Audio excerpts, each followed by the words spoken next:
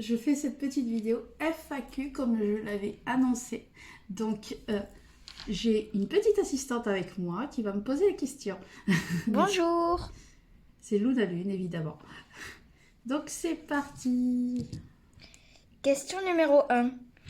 Pourquoi Rose White? Pourquoi Rose White? Alors, tout simplement, c'est un hommage à ma grand-mère qui chantait une chanson qui s'appelle Les Roses Blanches. Si vous voulez, je pense qu'elle doit être disponible sur YouTube. Enfin voilà, c'est un hommage parce que j'étais très proche de ma grand-mère, tout simplement. Question numéro 2. Peux-tu nous parler de toi? Ah, en dehors de YouTube, ben, je suis travailleuse. Je travaille dans un centre pour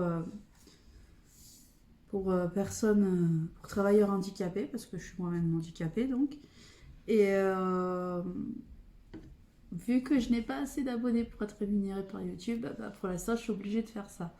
Mais après, voilà, donc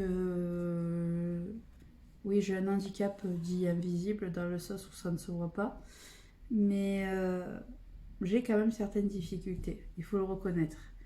C'est une maladie qui touche, qui est neuromusculaire. Donc il y a des trucs que je ne peux pas faire parce que j'ai pas beaucoup de force, entre autres. Et le côté neuro, c'est surtout, bah, par exemple, scolairement, j'ai un niveau approximativement CM2, pas plus. Et je suis naïve sur certaines choses. Et je peux, des fois, il peut m'arriver de dire des choses qui sont pas forcément toujours top à cause de mauvaise compréhension. Et voilà. Question numéro 3. Depuis quand tu as commencé tes streams et pourquoi tu streams? Alors, j'ai commencé à faire les streams il y a quelques années maintenant. Je ne saurais pas dire combien d'années exactement, mais plusieurs années, ça c'est sûr. Je dirais à peu près 4 ans, 4-5 ans. Et en fait, les streams, c'était pas un choix, enfin à proprement parler. C'était parce que je ne savais pas encore, je n'avais pas encore les bases pour pouvoir faire des vraies vidéos. Donc, j'arrivais à faire des vraies vidéos en solo, mais je ne savais pas encore comment enregistrer les voix des autres par rapport à Discord. Donc du coup, j'enregistrais sur la Play, je faisais mes vidéos sur la Play en direct. Maintenant,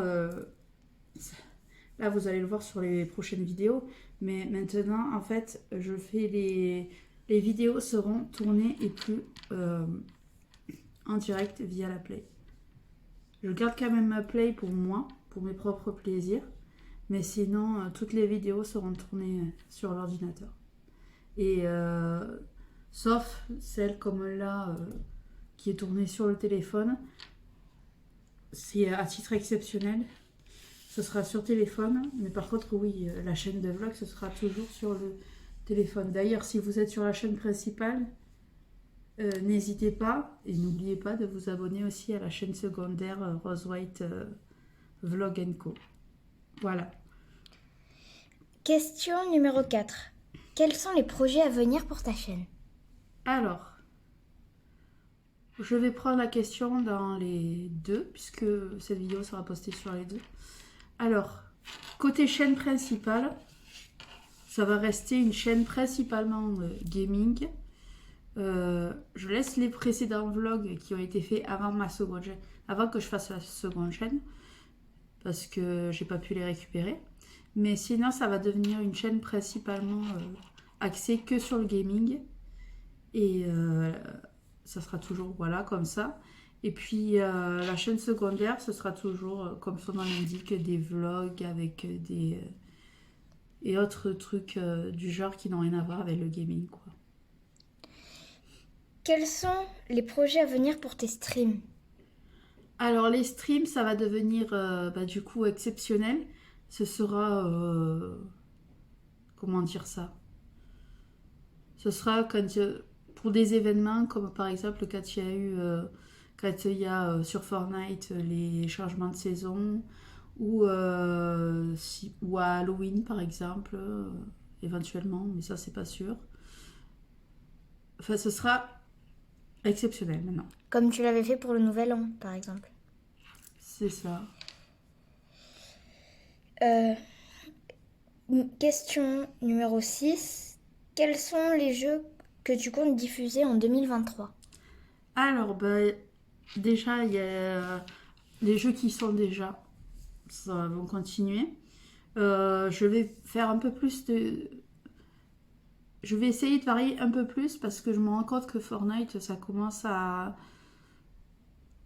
se tasser. C'est-à-dire que au niveau des vues, etc., j'ai beaucoup moins de vues, beaucoup moins de commentaires, etc. Donc, je vais varier un peu plus. Là, par exemple, il y a un let's play que c'est sûr que je vais faire, c'est Hogwarts Legacy, quand il va sortir, le jeu de Harry Potter. Et s'il y a un let's play qu'il faut que je continue sur la Play, que j'ai pas encore eu le temps de m'en occuper, c'est Stray, qu'il faut que je continue. Mais sinon, en dehors de la Play, je vais essayer de varier un peu plus. Ok. Question numéro 7. As-tu un ou une amoureuse ou amoureux? Ah, alors, c'est compliqué. Disons qu'à ce moment, il y a peut-être quelqu'un qui m'intéresse, mais c'est compliqué. C'est compliqué parce que il y a toujours eu une sorte de jeu avec cette personne, mais pour autant, on n'est pas ensemble. Et en fait, il y a des moments où il y a ce jeu, des moments où il n'y est pas. Jeu de séduction, je parle. Et alors, comme je dis, il y a des moments où il y a ce jeu et des moments de plusieurs mois où il se passe plus rien, puis de nouveau il y a ce jeu, puis de nouveau plus rien. Donc c'est assez compliqué en fait. C'est très compliqué. Mais en fait, pour faire court, il y a quelqu'un dans mon cœur, mais je ne suis pas avec cette personne. Ok. Question numéro 8. Penses-tu faire de YouTube ton métier si tu arrives aux 1000 abonnés et à les garder? J'aimerais vraiment. Mais pour atteindre les 1000 abonnés, ça risque d'être très compliqué. Mais d'ailleurs, si des youtubeurs ont la gentillesse de me donner des conseils pour monter mes abonnés, je suis preneuse, bien sûr. Je suis pas du tout en train de rigoler derrière la caméra. Ça, c'est qu'un détail. On sait jamais sur un malentendu. Question numéro 9. Quel est le voyage de tes rêves? Ah bah le Japon. Le Japon, évidemment. Bah oui, même moi je le sais, le Japon. Oui. Mais en fait, le problème du Japon... Alors déjà, il y a le fait que je suis seule. Déjà. Donc il faut que je trouve quelqu'un pour y aller. Et si j'arrive à trouver quelqu'un avec qui y aller, mes parents me payent ma part. Donc... Mais je sais que si je le fais, par contre, ce sera un voyage organisé. Parce que dégourdie comme je suis capable de me perdre si je n'y vais pas en voyage organisé. Oui. Et puis en plus, l'avantage des voyages organisés, parce que j'ai commencé à regarder quand même, c'est tu pars du nord, à peu près, du Japon, et surtout le séjour, tous les 2-3 jours, tu descends vers le sud. D'accord. Donc c'est plutôt intéressant. Parce que moi, c'est pas que le Tokyo qui m'intéresse. Même si j'adore la culture moderne, j'aime bien aussi le côté un peu plus traditionnel avec les temples bouddhistes et tout ça. Ok. Question numéro 10, dernière question.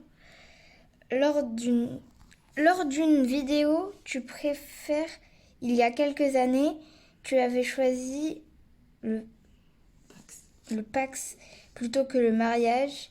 Est-ce toujours le cas où tu as changé d'avis? Alors, il se peut que j'ai changé d'avis sur le sujet. Bon, je suis célibataire actuellement, comme je vous ai dit. Mais si un jour je rencontre quelqu'un, je pense que j'aimerais me marier. Sur le thème du Japon, évidemment. J'ai déjà, même si je suis célibataire, j'ai déjà le truc dans la tête du mariage à style japonais avec des... par exemple, la déco de la salle, ce serait avec comment on appelle ça?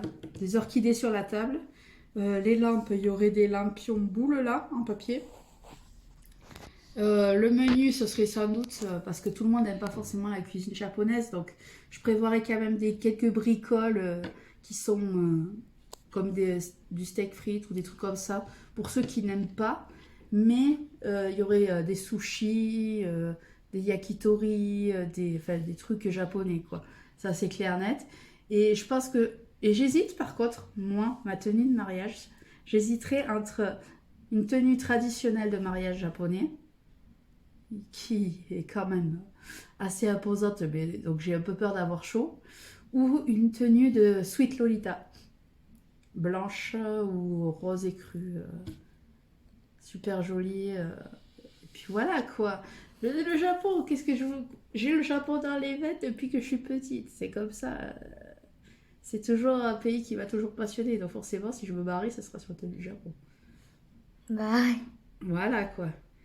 Bon, c'était la dernière question, je crois. ouais. Donc sur ce, ben, merci d'avoir regardé et n'hésitez pas à commenter la vidéo. Si vous avez d'autres idées de questions pour une autre FAQ qui se ferait dans quelques mois, ou si mes réponses vous intriguent, n'hésitez pas à le dire en commentaire. Et puis n'oubliez pas le pouce bleu, de vous abonner à la chaîne si ce n'est pas déjà fait. Et moi je vous dis à très vite. Au revoir. Au revoir.